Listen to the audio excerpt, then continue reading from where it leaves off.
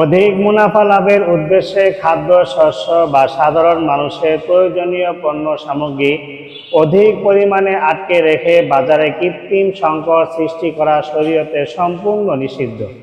এ সম্পর্কে সহিহ মুসলিমের ১৬০৫ নং হাদিসের বর্ণনায় আল্লাহ রাসূল সাল্লাল্লাহু আলাইহি সাল্লাম ইরশাদ করেছেন, মান ইহতাকারা ফাহুয়া খাতিউন, যে ব্যক্তি মানুষের প্রয়োজনীয় পণ্য সামগ্রী আটকে রাখে সে গুনাহগার। ফকিহগণ বলেন, উপরোক্ত হাদিস ও এ সংক্রান্ত অন্যান্য হাদিস ওই ক্ষেত্রে প্রযোজ্য হবে যাতে সাধারণ মানুষের পণ্য সামগ্রী আটকে রেখে বা গুদামজাত করে বাজারে কৃত্রিম সংকট সৃষ্টি হয় এবং মানুষের অভাব অনটনের শিকার হয় এবং বাজারের দ্রব্য মূল্যর দাম অস্বাভাবিকভাবে বেড়ে যায়। এই ধরনের গুদামজাত করা নাজায়েজ।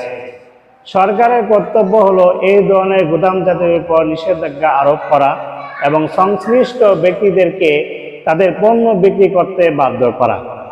আর যদি খাদ্য শস্য বা পণ্য সামগ্রী জমা রাখার বিষয়টি স্বাভাবিক পর্যায়ে হয় এবং মানুষের অভাব অনটনের শিকার না হয় এবং বাজারে পণ্য সংকট দেখা না দেয়, তাহলে এই জাতীয় পণ্য গুদামজাত করা নাজায়েজ নয়, জায়েজ আছে।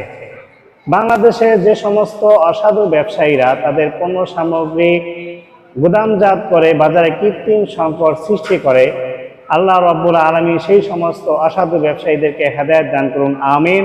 ওয়া মা তাওফীকি ইল্লা বিল্লাহ।